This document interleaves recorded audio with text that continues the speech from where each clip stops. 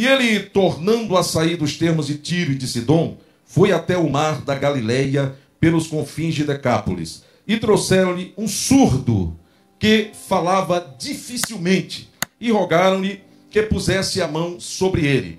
E tirando a parte de entre a multidão, meteu-lhe os dedos nos ouvidos, e cuspindo tocou-lhe na língua. E levantando os olhos ao céu, suspirou e disse: Efatá, isto é, abre-te. E logo se abriram seus ouvidos, e a prisão da língua se desfez, e falava perfeitamente, e ordenou-lhes que a ninguém o dissesse, mas quanto mais lhe proibia, tanto mais o divulgavam. E admirando-se sobremaneira, diziam: tudo faz bem, faz ouvir os surdos e falar os mudos. Meus irmãos, uma alegria poder compartilhar dessa palavra maravilhosa, né? Essa palavra que nos revela acerca de Jesus Cristo.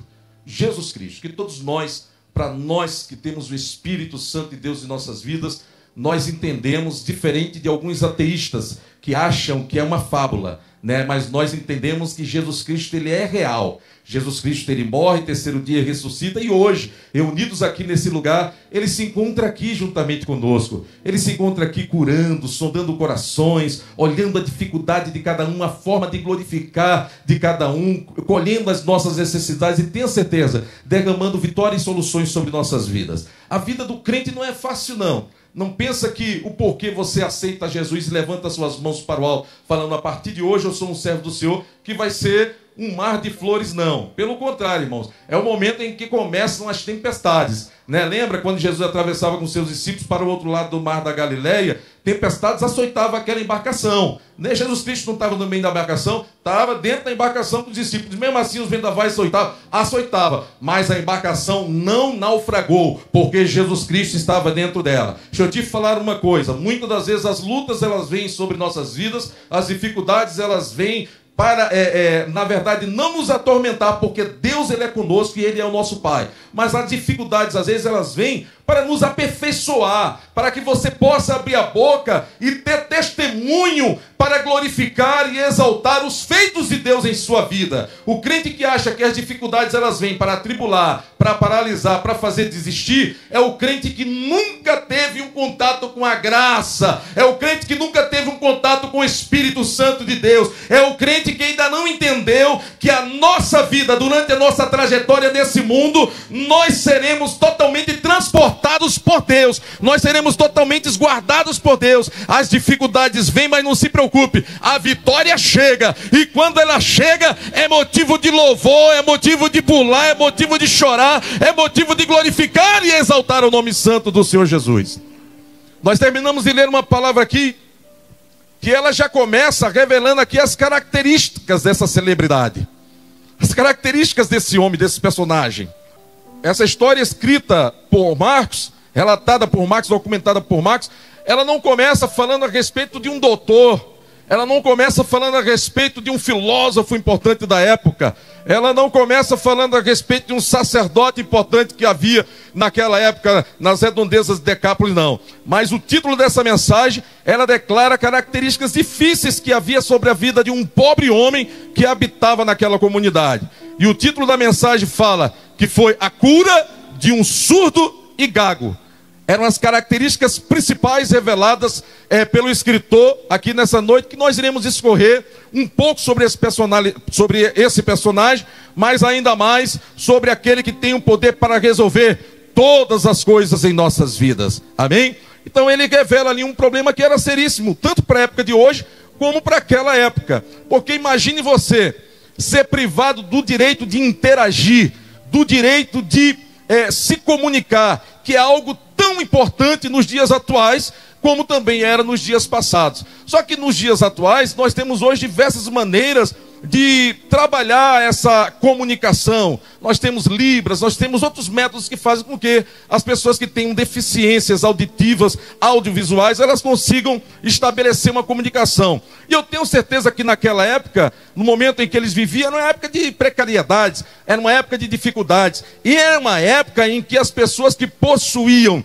dificuldades físicas, elas eram geralmente discriminadas. Ainda hoje, né, irmãos? Ainda hoje, se a gente for falar sem hipocrisia nenhuma, né? É difícil.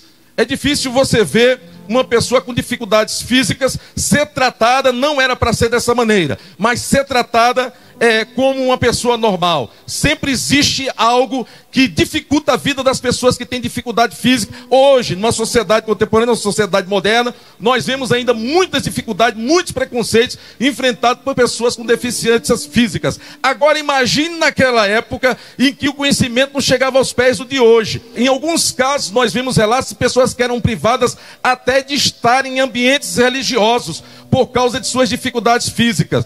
Quando você falava de uma pessoa que possuía dificuldade física, algum tipo de deficiência física, você já imaginava dentro da Bíblia Sagrada naquela época, uma pessoa que vivia sentada à beira da calçada, à beira do caminho, mendigando para poder se alimentar. Eram pessoas que não tinham significância nenhuma para a sociedade daquela época. Eram pessoas que não representavam nada para o povo daquela época. Eram pessoas que simplesmente possuíam as suas dificuldades físicas e que ninguém queria ter o trabalho para poder resolver o problema dessas pessoas, porque cada um viviam já os seus problemas, que já eram muitos. Você pensa que mudou alguma coisa? Os tempos se modernizaram, irmãos, mas hoje em dia, infelizmente, volto a repetir, não era para ser assim, mas nós continuamos nos preocupando com os nossos problemas e esquecemos que às vezes do nosso lado sentam pessoas que têm problemas maiores do que o nosso para serem resolvidos, e essas pessoas não conseguem extrair de você uma só sequer palavra de fé, uma só sequer palavra de esperança, porque infelizmente nós vivemos enclausulados dentro das nossas bolhas sociais,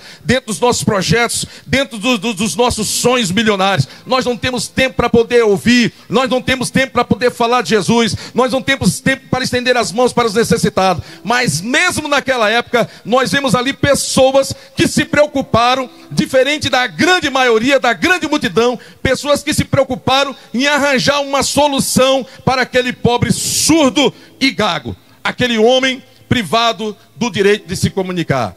Irmãos, meditando nessa palavra, eu fiquei imaginando em casa, Senhor, você vê como nós, seres humanos, somos limitados, como nós somos seres realmente totalmente limitados diante de dificuldades, sejam elas grandes ou pequenas. Nós somos limitados para poder resolver algumas situações em nossas vidas.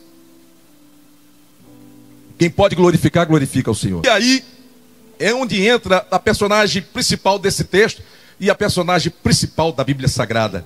E a personagem principal que se encontra hoje aqui neste culto de adoração e louvor ao seu nome. É onde entra a pessoa sublime do nosso Senhor e Salvador Jesus Cristo.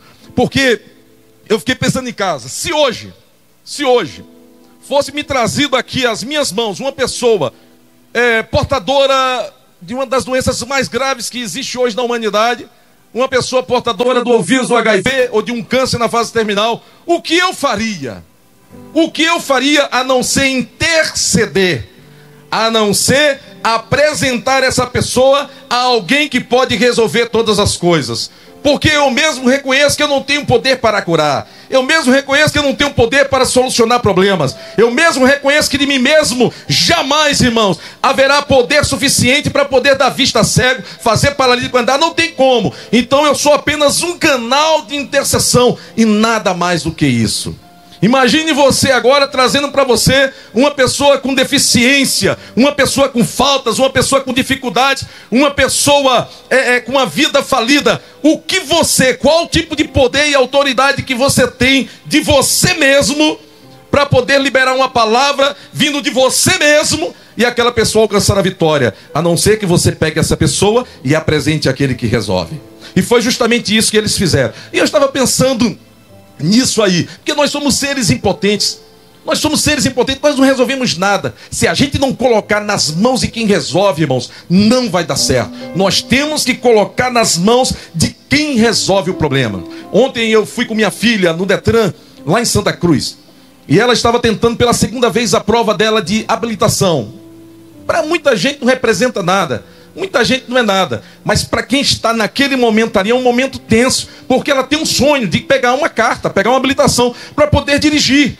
Para a gente que já tem habilitação, A gente até esqueceu a aflição que nós passamos há anos atrás, quando fomos tirar a nossa habilitação. E eu cheguei lá no ambiente de prova dela, estava vindo de Volta Redonda, ela estava lá me esperando, ela aflita. Ela estava aflita, pai, eu já perdi a primeira, eu deixei o carro morrer, aconteceu isso, e aconteceu aquilo. Eu disse, minha filha, calma. Ah, mas como calma, pai? Entrei no carro com elas, vamos orar, porque Ele vai resolver isso por você. Vamos orar porque Ele vai entrar com a providência na sua vida. Você crê, Ana Kessia? Eu creio, pai. Ana Kessia é uma garota inteligente. Você é uma garota isso, garota aquilo. Ela começou a chorar. Eu disse, calma, já deu certo. E nós oramos, nós apresentamos a Deus aquela situação que para ela era impossível naquele momento. E fomos fazer a prova. Quando ela sai com o carro, ela desligou o carro. Já perdeu 3 pontos. Próximo passo, próximo erro, ela não tinha direito a mais nenhum erro. Ela seria reprovada pela 2ª vez na sua prova. E quando eu vi o carro parar, eu disse, Jesus, tem misericórdia dela. Eu queria poder estar ali, para poder pegar aquele carro ligado a essa volta, convencer esse pessoal. Ajuda ela, Senhor. E ela me falou que na hora o examinador falou, Ana Kessia, fica calma, desliga o carro. Calma, respira. Pai, ninguém faz isso se ele fez. Respira, tenha calma. Você não pode mais errar. Liga o carro de novo e sai com calma, você sabe dirigir. E na hora que eu estava orando, alguém estava passando essa mensagem para ela, sai com o carro, dá a volta, e quando ela desce daquele carro, ela desce com o maior sorriso no rosto, me abraçando e chorando, e falando para mim, pai, Jesus me ajudou, Jesus me deu a vitória, Jesus me deu a vitória. Não foi eu que dei aquela vitória para ela, eu fui apenas um intercessor. Mas naquele momento em que esse pobre surdo e gago estava sofrendo esse problema, aqueles homens se viram como intercessores, mas levaram para a pessoa que podia resolver o problema. E deixa eu te falar uma coisa, essa pessoa não continua presa numa cruz, não. Essa pessoa, ela não está aprisionada pela morte, não. Essa pessoa, ela não se encontra em nenhum outro lugar, a não ser aqui em nosso meio, para nos garantir vitórias, para nos dar vitória. Só depende de você crer. A única coisa que Ele te pede nesta noite é a tua fé em prática. Você deposite a sua fé nele. Deixa eu te falar uma coisa. Existem pessoas, irmãos, que gostam de coisas prontas. Existem pessoas que têm disposição para fabricar, né? Existem pessoas que são usadas por Deus para poder colocar a mão e começar a lapidar. Um exemplo disso, aproveitando a ausência dele, é o nosso pastor presente, pastor Rinaldo Silva Dias, e a pastora Simone. Irmão, eu já vi o pastor Rinaldo botar a mão em cada situação, que eu disse, meu Deus, isso vai dar errado, não vai para frente. Uma vez eu vi um pastor Rinaldo pegar um rapaz, ele era funcionário de uma igreja, viciado em entorpecente. Ele chegou na igreja que ele dirigia lá em Seropédica, e eles estavam fazendo uma grande vidraça muito cara, uma obra muito grande. E chegou lá, os funcionários estavam tristes, porque a igreja estava pagando a empresa, mas a empresa não repassava o pagamento para o funcionário. E os funcionários denunciaram o dono da empresa, o pastor Rinaldo, resumindo aqui a história. E o pastor Rinaldo chamou esse rapaz e falou, rapaz, eu vou pagar de novo a vocês, vou dispensar a empresa. Você não quer assumir esse trabalho aqui, não? Ele disse, pastor, mas eu sou apenas um funcionário. Não, assume a empresa. Assume a empresa, que era uma obra muito grande, muita responsabilidade. Havia muito dinheiro em jogo ali. E ele, pastor, olha, eu sou viciado. Pastor, rapaz, eu não quero saber, eu quero que você assuma essa obra, você vai assumir a empresa e a partir de agora eu vou tratar com você. E você vai ser um grande homem de Deus, um homem próspero.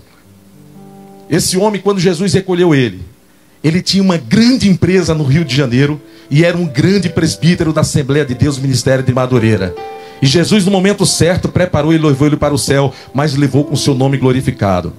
Tem pessoas que acreditam em homens. Tem pessoas que acreditam no poder de Cristo que recupera. Tem pessoas que acreditam que a palavra de Deus tem um poder de salvar e libertar. Tem pessoas que vivem com isso no coração e com desejo intenso de pregar esse evangelho e ver vidas e famílias transformadas pelo poder que há no nome de Jesus. Sabe?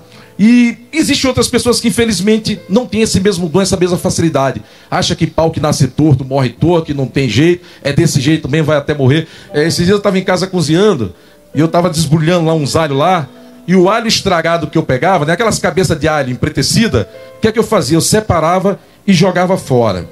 E as que estavam branquinha, boa, eu aproveitava para poder cozinhar. Aí outra cabeça de alho preta, eu preparava, jogava fora, estava apodrecida, estava com mofo. A outra que estava boazinha para cozinhar, eu separava. E eu fiquei pensando, com Jesus não é assim. Esse é o milagre de Jesus Cristo em nossas vidas. Porque Jesus Cristo pega justamente aquele que está podre, aquele que está danificado, aquele que está cheio de falha, e ele transforma para ficar em estado perfeito, que nem nós estamos aqui agora, glorificando e exaltando o nome santo do Senhor Jesus Cristo. Outrora, nenhum de nós teríamos a dignidade de estarmos aqui sentados e glorificando o nome santo do Senhor Jesus. Nós estamos aprisionados em nossas mentiras, em nossas prostituições, em nossas inverdades, em nossas mazelas, em nossas maldições, na nossa falta de bom caráter. Estávamos aprisionados por Satanás. Mas um dia, mesmo todo errado, todos cheios, envolvidos em pecados, Jesus Cristo teve misericórdia de nós e nos transformou, nos limpou, trabalhou em nossa vida e nos colocou assentado no meio dos príncipes, no meio das princesas de Cristo Jesus. E é assim que Deus trabalha na vida do homem e da mulher. E aqui estava um homem que para a sociedade não tinha mais jeito, e trouxeram ele para Jesus. E concluindo aqui essa palavra, Jesus Cristo tira esse homem para um local reservado, né? E faz uma coisa que, se qualquer profeta fizer aqui nesse altar de igreja, provavelmente ele será questionado. Qualquer profeta, qualquer um que em nome de Deus fizer isso em qualquer lugar, em qualquer igreja do mundo, ele será no mínimo questionado. Porque Jesus Cristo ele pega e olha, deixa eu te falar, as pessoas sabiam que Jesus Cristo curava, era um grande profeta, era um grande mestre, mas as pessoas, a maioria delas, não tinham entendimento da divindade que havia em Jesus Cristo. Nós temos hoje, através da Bíblia Sagrada, mas naquele momento, o ministério público de Jesus Cristo, ele estava sendo manifesto para o mundo. Estava sendo manifestado para o mundo, estava sendo revelado para o mundo. Ele estava em fase de reconhecimento popular. As pessoas estavam começando a entender que Jesus Cristo era o perfeito homem divino, que Jesus Cristo era o salvador da humanidade, mas nem todos tinham esse entendimento, por isso muitos o rejeitaram. Porque não tinha esse entendimento da graça. O Espírito Santo de Deus não havia revelado ainda essa questão tão maravilhosa que foi revelada para todos nós um dia. E Jesus Cristo tira esse homem em particular. E a Bíblia fala, literalmente, que Jesus Cristo enfiou os dedos no ouvido desse homem. Que Jesus Cristo ele produz saliva. E provavelmente dessa saliva, com o seu dedo, ele pega dessa saliva e toca na língua desse gago. Ele toca. Você teria coragem de fazer isso, pastor Maico? Hoje em dia, a não ser que Deus te mande fazer. Sabe? E ele toca. Ele levanta os olhos para o alto, porque é do alto que vem o nosso socorro. Ele mesmo sendo filho de Deus, mas nesse momento, ele apresenta ali a sua humanidade, a sua total dependência da ação do Espírito Santo. Ele levanta os seus olhos para o alto, que não adianta, que não é força humana, não é sabedoria humana. Dirigente, eu sempre digo isso nas costas, dirigentes não dirigem igreja com sabedoria dele, com força dele, com entendimento dele. Tem que orar, tem que buscar Deus às madrugadas, tem que jejuar, tem que ler a palavra de Deus, porque é Deus que manifesta a sabedoria no coração dos seus servos e das suas servas. É Deus quem fala, é Deus quem mostra, é Deus quem cura, é Deus que direciona, é Deus que abre porta, é Deus que fecha a porta, é Deus que mata, é Deus que dá vida, é Deus que está no controle de tudo, aleluia. Muitas das vezes nós queremos entender e acreditar que está em nossas mãos. Está nada, meu irmão. Está nada. Às vezes nós queremos entrar em determinadas pelejas que não são nossas. Nós iremos entrar para nos cansarmos, mas são pelejas que são exclusivas de Deus. E a nossa posição em determinadas pelejas é só uma: se colocar de joelho e orar, clamar, clamar, clamar, porque a vitória vai chegar em nome de Jesus. Jesus Cristo levanta os seus olhos para o alto, suspira. E ele fala: abra-te, Efatá, abra-te. Abra a audição desse moço nesse momento. Abra a sua fala nesse momento.